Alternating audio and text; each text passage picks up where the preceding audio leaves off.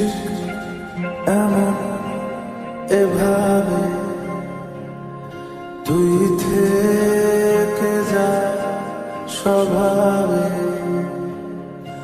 আমি বুঝেছি ক্ষতি নেই,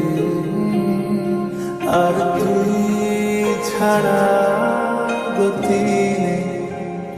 ছুঁয়ে দে আমার ফুটে যাবে